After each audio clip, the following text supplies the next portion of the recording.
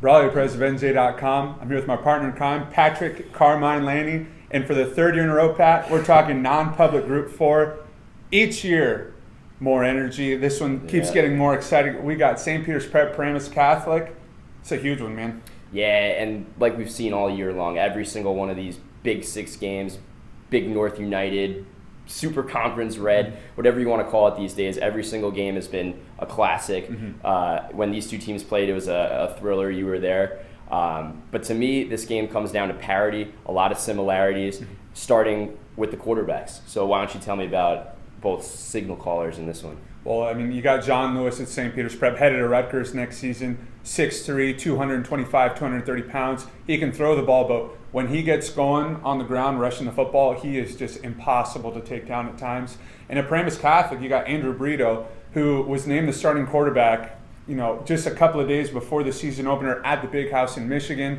Both of them can throw the ball and run. But, with Brito, he's not the biggest guy. He's kind of the opposite of Lewis. He's smaller, but, man, that kid's got heart. Yeah. He plays with a bunch of passion. Certainly. And again, those two guys are great.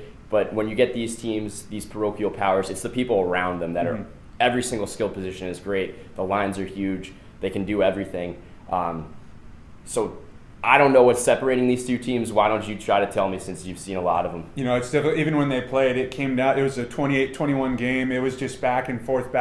And you mentioned the playmakers. I mean, with St. Peter's Prep, Jorge Porter-Real, Shane Simon, both those guys, always making plays on the football field. Paramus Catholic, wide receiver Javon Turner, Elijah Jackson, Jonathan Clark at running back. Then, defensively, Corey Bolts, stud defensive lineman, highly touted recruit. Tyler Whipper at linebacker. I mean, both these teams. I haven't even mentioned the Adam Alolas for St. Peter's Prep. I mean, that's how good both these teams are. They've got countless playmakers. So trying to, differentiate the two heading into Friday, it's really tough. Comes down to schemes sometimes, game planning, a bounce here and there, and that's what we've seen all year long. So two great coaches in this one, like you mentioned, Dan Sabella at Paramus Catholic, your man Rich Hansen over at Prep.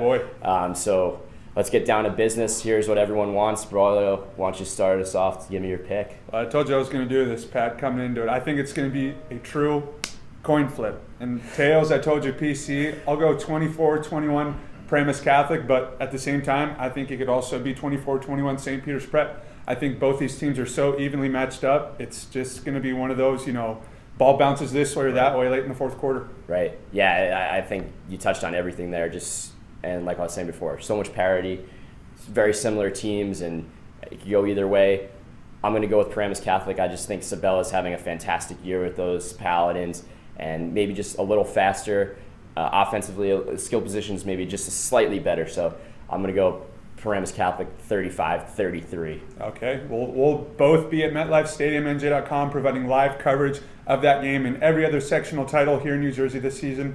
Make sure to come and check back with us later this weekend.